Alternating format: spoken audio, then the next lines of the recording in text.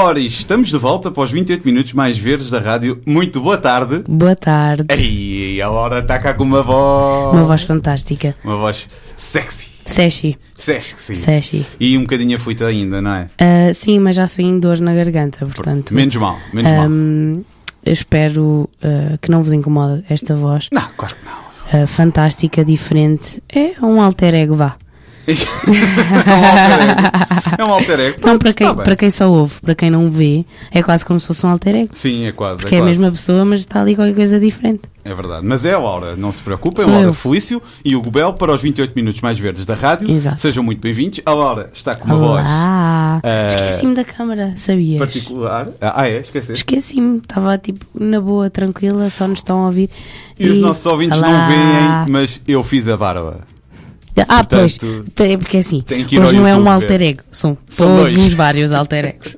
São duas pessoas. O Hugo e a Laura não queriam fazer, nós na realidade somos clones e eles mandaram-nos fazer o programa porque 2 semanas sem aquecimento verbal era muito chato. Exato. Eu sou a Sofia, que é o segundo nome da Laura, e ele é o Miguel. que é o segundo nome do Hugo. Que a Laura sabia. Não, ficou a saber. Not. Bom, temos alguns assuntos para pôr em dia. Diz que sim. Dizer, antes de mais, antes que eu me esqueça, Avisa a tripulação. avisa a tripulação. Aliás, é a navegação, não é a tripulação. Mas pronto. Que Segue.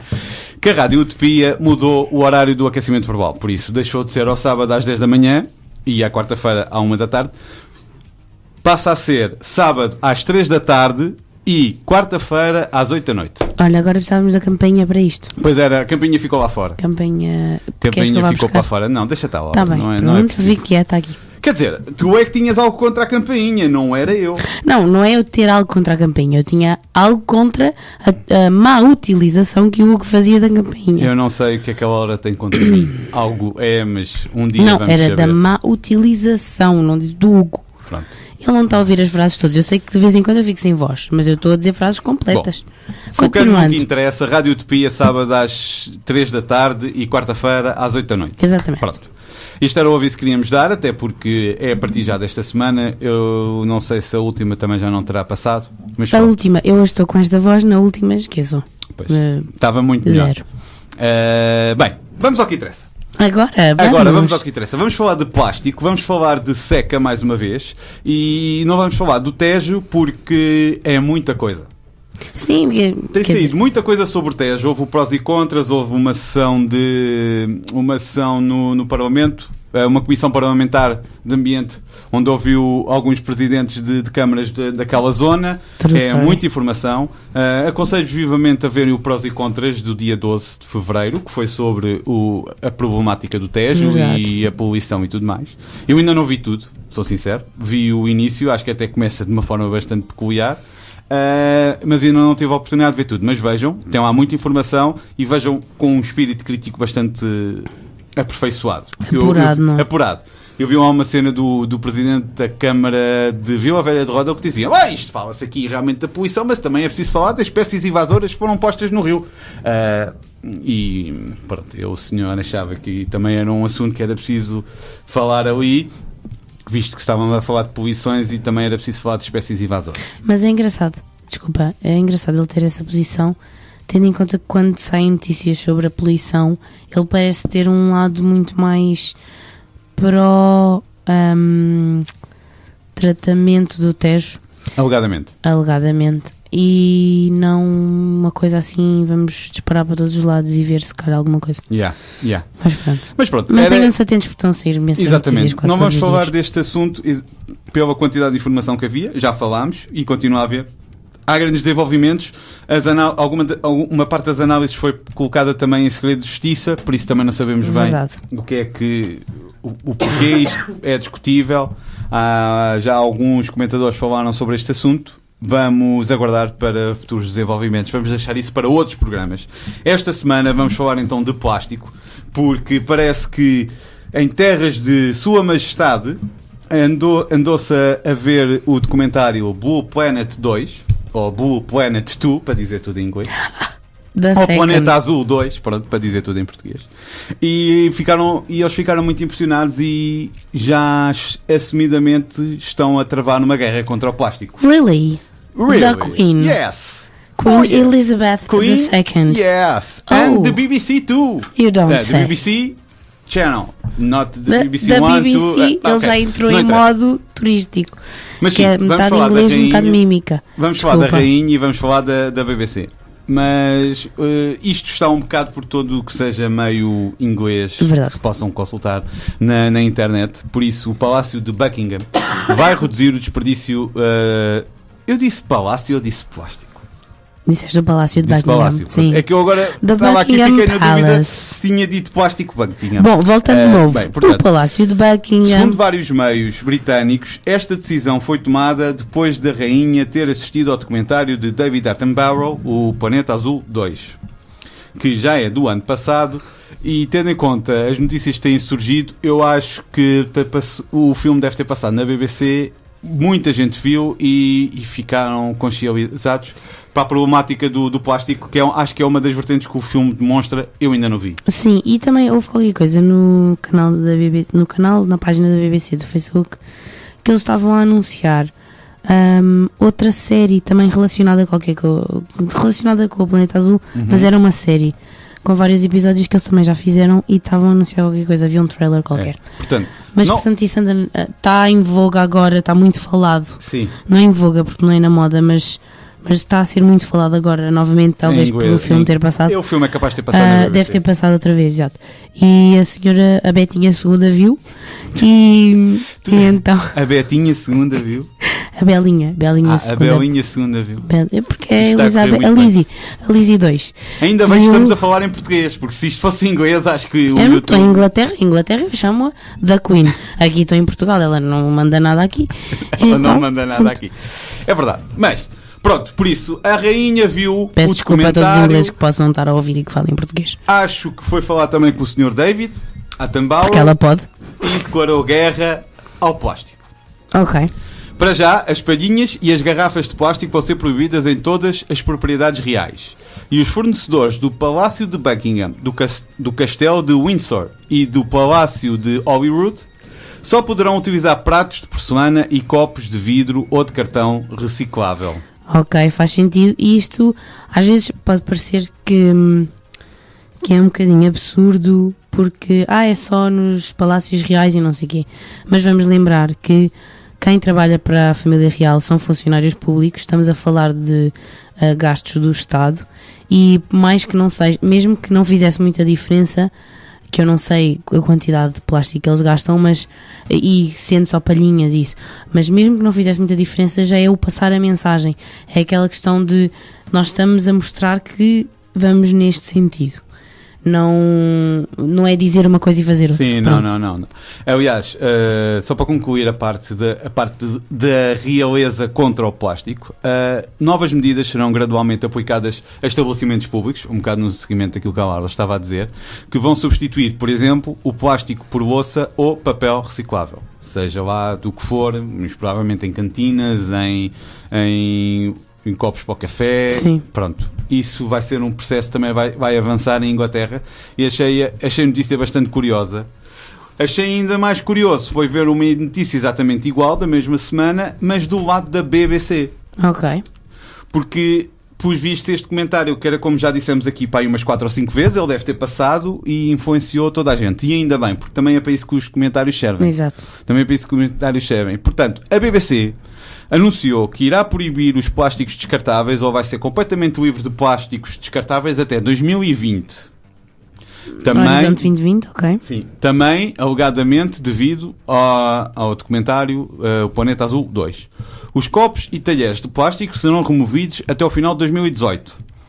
E, segundo a empresa, deixam de ser usados cerca de 2 milhões de copos de plástico por ano, ok, que serviam tanto os visitantes como os funcionários da empresa. Uhum. Já existem planos para remover os recipientes de plástico das cantinas até 2019 e um projeto piloto vai arrancar em Salford, que é uma das instalações da BBC, onde será também testado um esquema de reciclagem de chávenas de café. Reciclagem / reutilização. Ok. O Sr. Tony Hall, que é o diretor-geral da BBC, disse que, como milhões de pessoas que assistiram ao Blue Planet 2, ficou chocado ao ver os desperdícios evitáveis e os danos criados pelo plástico. Todos nós precisamos de fazer a nossa parte para enfrentar este problema e, pelos vistos, o Sr. Tony Hall quer que a BBC, pelo menos no lado inglês, guie ou demonstre, dê o exemplo nesta perspectiva. Acho curioso, quer dizer, isto cada vez mais se vê que a mudança precisa mesmo do seu tempo, porque esta questão dos plásticos e desperdícios e etc. não é uma coisa que seja falada agora e de repente todos abriram os olhos e meu mesmo. Deus, vamos todos morrer afogados em plásticos. Não é isso, mas realmente leva o seu tempo até as pessoas acreditarem, entre aspas, que o que se diz não é mentira. Por exemplo, houve aquele documentário já há uma data de anos que era sobre as aves, que eu não me estou a lembrar do nome, mas há uma ilha, uma das ilhas que é só habitada por aves. E eles faziam o documentário que as aves apareciam mortas completamente cheias de plástico. E já houve várias coisas que se falou sobre o plástico. Há um documentário com o Jeremy Irons, acho que é com o Jeremy Irons, que acho que até se chama Wasted, que é sobre o lixo e sobre plástico.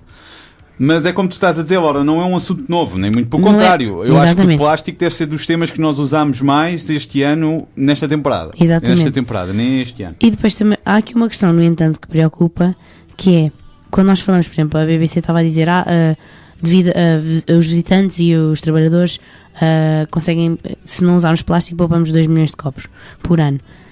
Há aqui uma questão que é, ok, então vamos usar loiça que é reutilizável e essa loiça para ser reutilizada tem de ser lavada e isto leva ao desperdício de água. Desperdício ou não também? Não desperdício, mas tem de haver uma boa gestão. Sim, eu ia mais nesse sentido. Se tu tiras 2 milhões de copos de plástico, quer dizer que estás a inserir,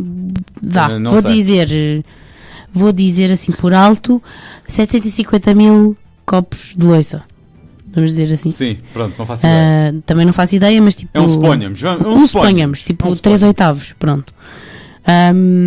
Estás a perceber? Sim, e depois tens de lavar toda essa louça. Isso faz exatamente parte da gestão que O que eu estou a dizer é a compensação.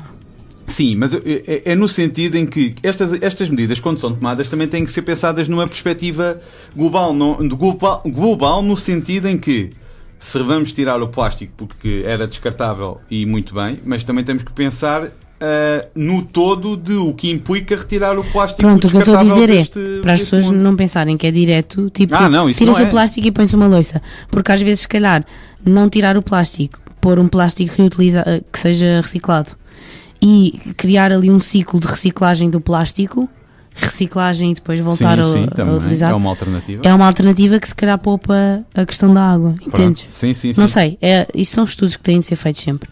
Sim, isso são planos que acho que vão seguir agora. Eu acho bastante importante. Mas eu acho bem, atenção. Fiquei muito curioso para ver o filme, porque ainda não vi. Eu também não. Vi que tinha saído, acho que partilhámos umas quantas vezes os trailers Aliás, nós partilhámos esta semana um trailer exatamente para dizer que íamos falar sobre isso. Ou se não era para dizer que era para falar sobre isso, era dar a dica que em Inglaterra está muita gente a falar sobre o filme. Hei de ver o filme. Fiquei curioso, porque pensava que era numa perspectiva muito mais de planeta, no sentido de natureza, um documentário de vida selvagem. David Attenborough, portanto. Exato. Mas, pelos vistos, não tem um enfoque muito grande no efeito do plástico no nosso planeta e nos ecossistemas, acho que em particular no mar. E se calhar é um caminho interessante a seguir, quer dizer, nós já começamos a ver cada vez mais os documentários voltados para as atitudes relativamente ao ambiente, por exemplo, Before the Flood. E depois parece que há à parte os documentários sobre a vida selvagem. Sim. E na verdade são duas coisas que estão intimamente ligadas e se calhar é um caminho intermédio que é interessante explorar. Aliás, é um sonho antigo deste programa nós termos uma rúbrica a falar de filmes sobre ambiente. Um sonho antigo e de repente isto fica preto e branco. Não, estou a brincar. Não, mas é verdade, já falámos disso bastantes vezes, mas infelizmente nunca foi possível avançarmos com essa ideia permanente. De repente, quando tu disseste, é um sonho antigo, eu pensei, vai dizer que vamos fazer um documentário. Fiquei com medo. Fiquei com medo. Alguém há de fazer um documentário sobre nós, porque, quer dizer, 7 anos de vida, vamos para 8... O controle é cego. Menos. Menos. Bem. Obrigado. Enfim, mas havemos de aplicar essa medida. Havemos de aplicar essa ideia um dia, quando tivermos essa disponibilidade. De qualquer forma, não deixa de ser impressionante o efeito que um documentário aparentemente teve. Exato. Tanto na decisão da rainha como da cadeia de televisão BBC, que também não é Não é propriamente... Eu não quero dizer nenhuma cadeia de televisão só para menor, que é para não haver mais comparações. Mas pronto, é uma BBC. Mas mais pontos para a rainha, porque a senhora continua a ser rainha, já há anos que é rainha e teve uma boa atitude. Apesar do Brexit, pronto, vai... Mas não foi ela que mandou no Brexit. Sim, também é verdade. Mas, segundo consta, o quê? Ela também não é propriamente contra Brexit. Está bem, porque ela quer o máximo poder possível. Não vamos discutir monarquia, até porque não percebemos nada disso. Agora. Exatamente. Próximo. Mas pronto, foi muito bom. Vejam também o filme e se deixem nos comentários se já viram. Sim, exato. Assinem o canal, deixem um like. Pronto, aquela mensagem subliminarzinha. Um dos assuntos que, para concluir o programa de hoje, vamos falar também é algo que... Este é o 14º episódio.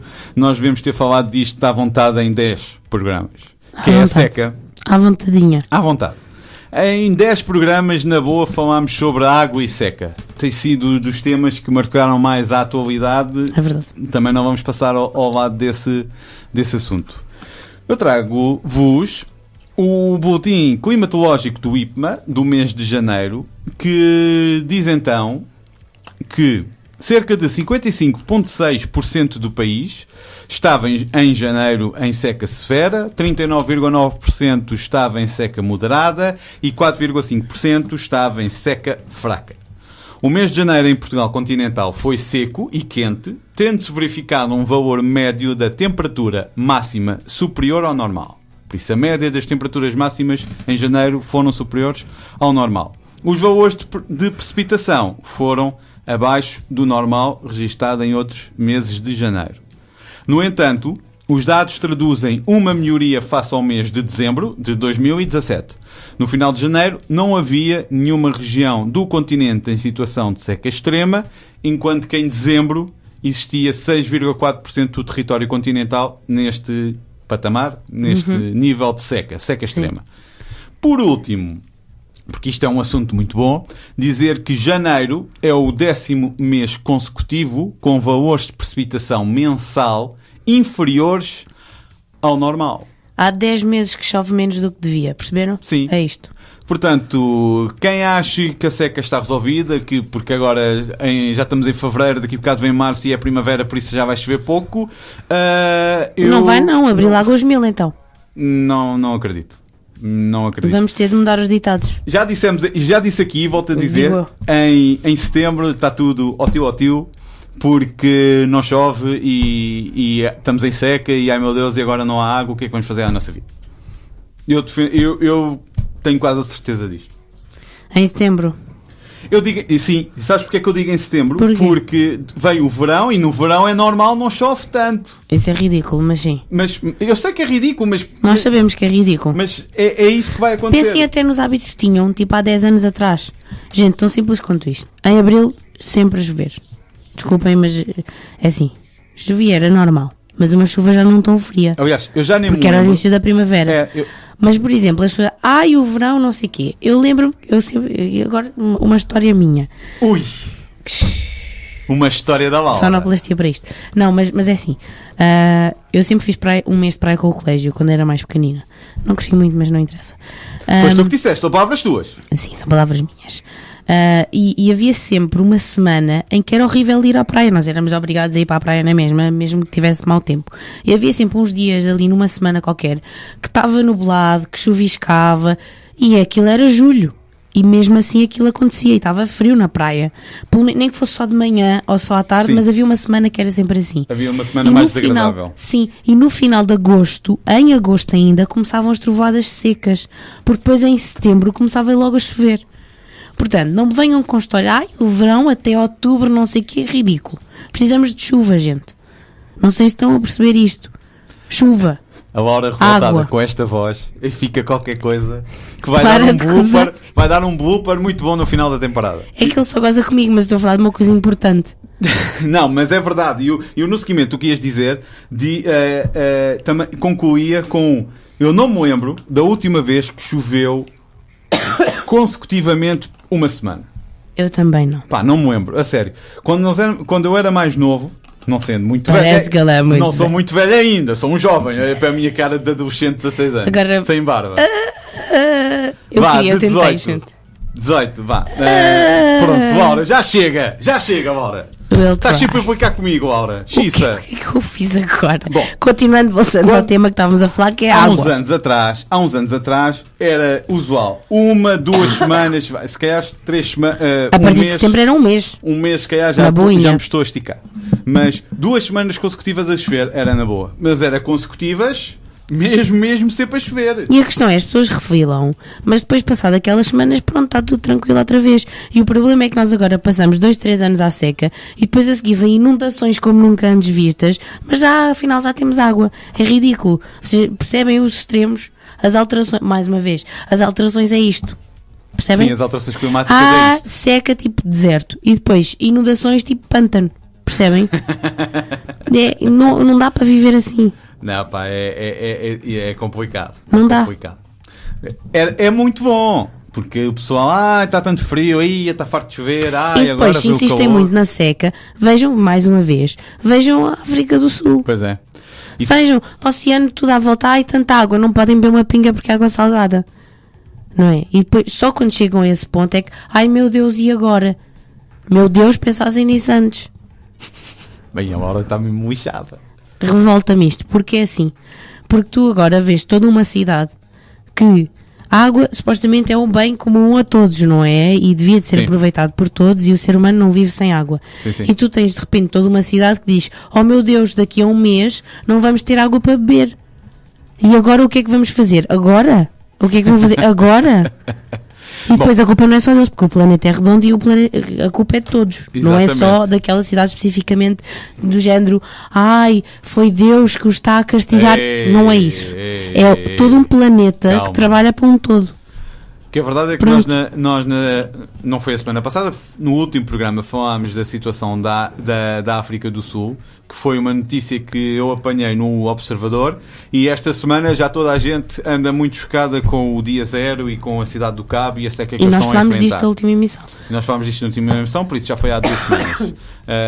Já agora, só para dar o lá miré, parece que apesar de o dia zero ter reduzido, portanto, só recordando, eles prevêem um dia em que a cidade vai ficar completamente sem água, que estava para o dia 12 de abril, se não me engano. 11, está ali. 11, pronto, por acaso eu tinha ideia que era 12, mas isto as fontes são diferentes. Sim.